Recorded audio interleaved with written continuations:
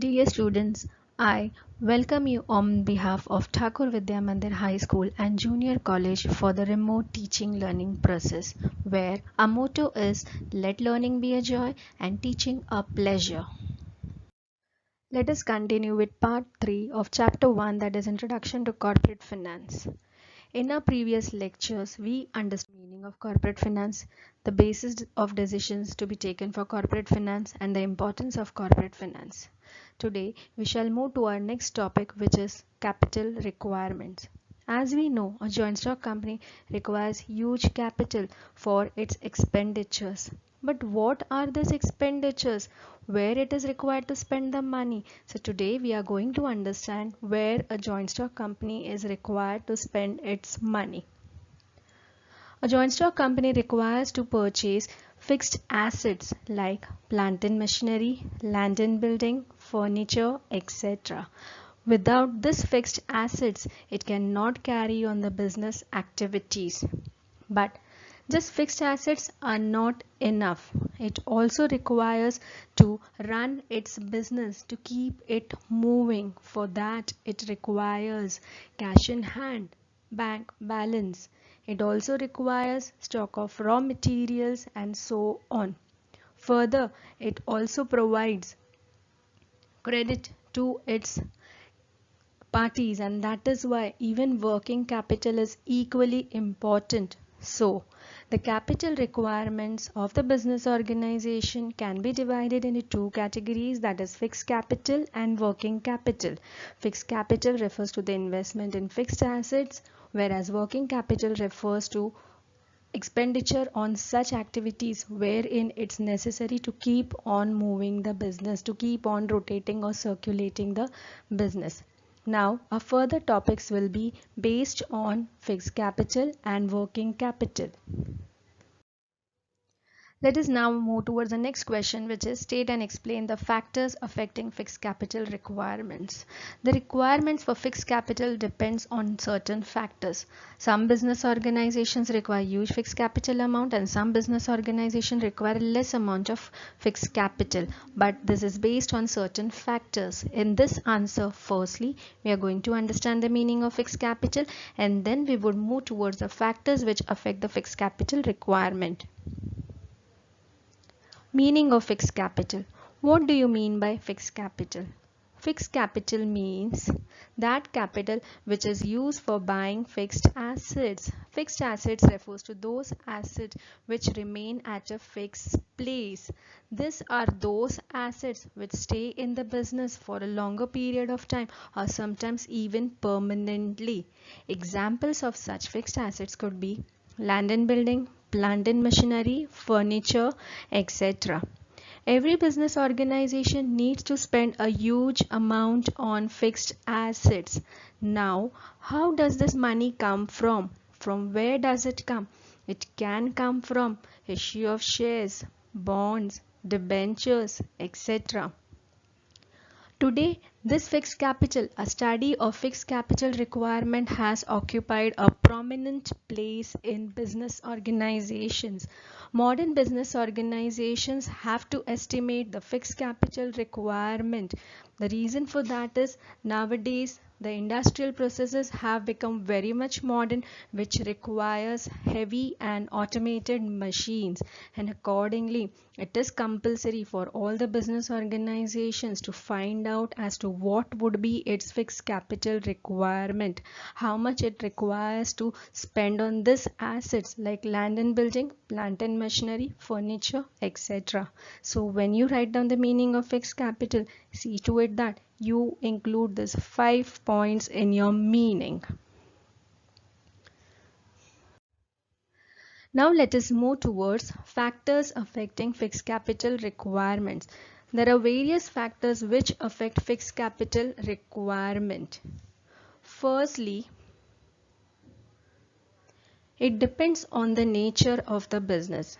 Every business organization has different nature of activities. For example, a business organization may be a manufacturing industry or a manufacturing firm. Now the question arises, what is manufacturing industry? Manufacturing industries are those industries which carry on the manufacturing process or production process. They convert the raw materials into finished goods. Example for the same are automobile industry, computers, ships, clothing, etc. All these industries, they make use of raw material and convert those raw material into finished goods. So such manufacturing industries definitely requires huge amount of fixed capital.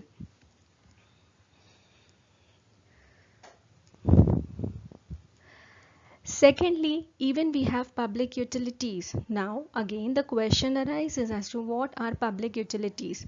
Public utilities refers to the government sector.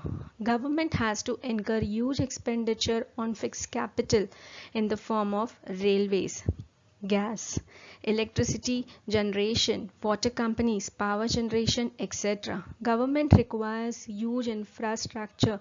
It has to create huge infrastructure. For this also, once again, huge amount of fixed capital is required.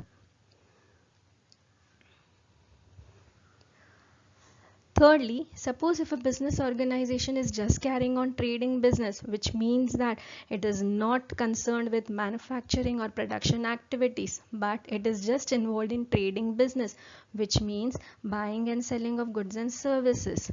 This trading business is normally carried on by the wholesaler, the retailer and the mercantile agents. Now these business organizations, they are not at all concerned with the production activities, and accordingly the requirement of fixed capital for them is very less.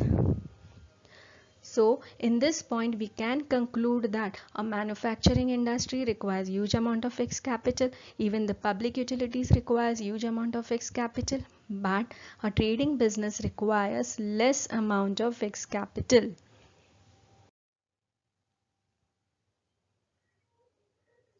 The next point is the size of business. Even size of business equally matters. It is a common understanding. Larger the size of the business organization, larger will be the requirement fixed capital, and smaller the size of the business organization, smaller will be the fixed capital requirement. Firstly, let us understand about large scale operations. Suppose if a business organization is carrying on its business activities on a very large scale, it will require huge amount of fixed capital, because whenever a business organization is run on a large scale, it requires automatic machines and equipments, advanced technology, and when you are making use of automatic machines and advanced technology, it requires huge amount of fixed capital. On the other hand, if you are running the business on small scale, the capital amount required will be less, because then you are not going to make use of modern equipments or modern technology. So the capital requirement, that is fixed capital requirement, also depends upon the size of the business.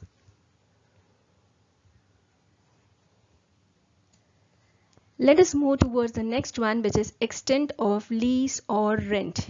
Even the extent of lease or rent plays an important factor in the requirement of fixed capital.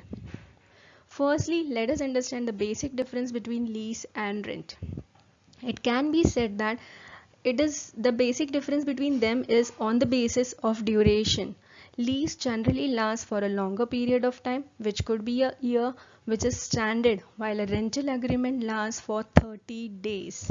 Now, the fixed capital requirement also depends upon the extent of lease or rent, which means that if a business organization has purchased the assets on lease or rent, or whether it is going for ownership, that will decide the fixed capital requirement.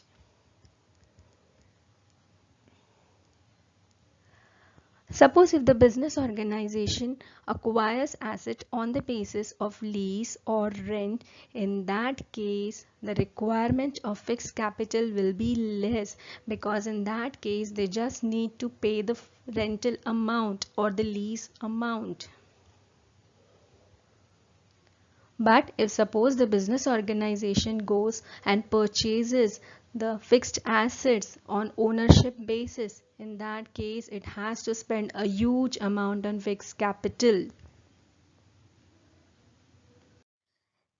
Let us now move towards the next factor, which is acquisition of old assets. There are business organizations who acquire old assets, and there are some business organizations who purchase entirely new assets. Even fixed capital requirement depends upon the methodology in which the assets are acquired. If a business organization purchases second-hand equipments or plant and goes for old assets, in that case, definitely less amount of fixed capital is required. But suppose if a business organization plans to purchase new equipments and plant on first-hand basis, in that case, more amount of fixed capital is required. So even acquisition of old assets will able to reduce the amount of fixed capital.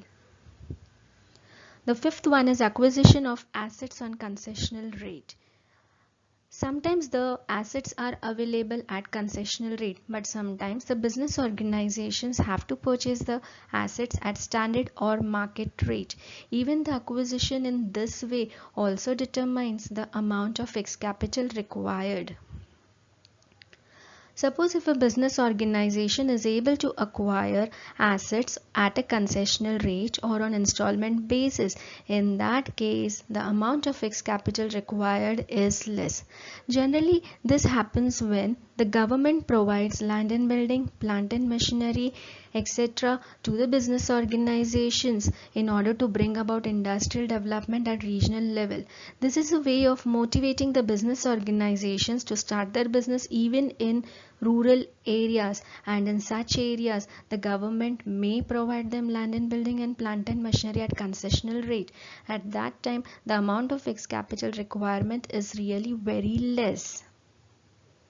But suppose if it is purchased at a standard or market rate, in that case more amount of fixed capital is required.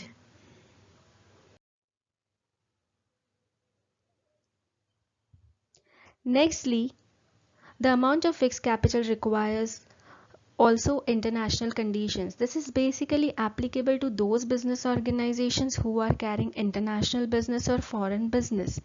Even international conditions equally play an important role for international business. Those business organizations who are carrying international business, they also have to consider international conditions.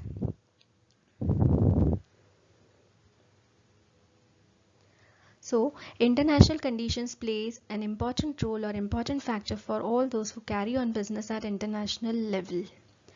Now suppose there are companies who are expecting war situations. Such companies definitely require huge amount of fixed capital, because in that case they will spend currently more on their fixed assets. They may think that in future there could be shortage of equipments, machinery, and that is why currently they purchase and they invest a huge amount on fixed assets. In that case the amount of fixed capital increases for them. Even the trend which is existing in an economy plays an important factor or important role in determining the fixed capital requirement.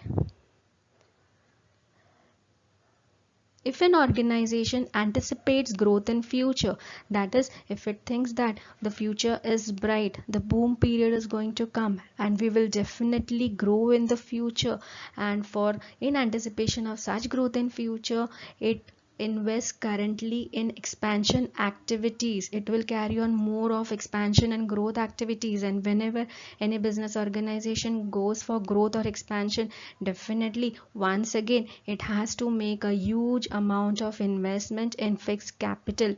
So all those business organizations who are anticipating that there will be growth in the near future, currently they will undertake the expansion and growth activities, and thereby it would increase the amount of fixed capital. Now, the population trend also plays an important role in determining the factors required for fixed capital. Suppose if the population in an economy increases, in that case there will be huge demand from the people for electronic goods, mobiles, garments and many more products.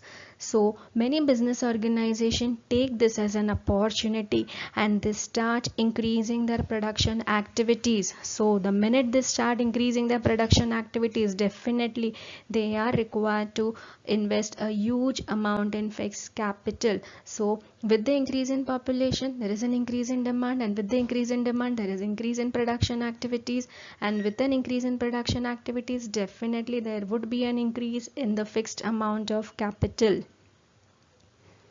Next, any business organization has to carry on its manufacturing or production activities or produce those products which the consumers prefer.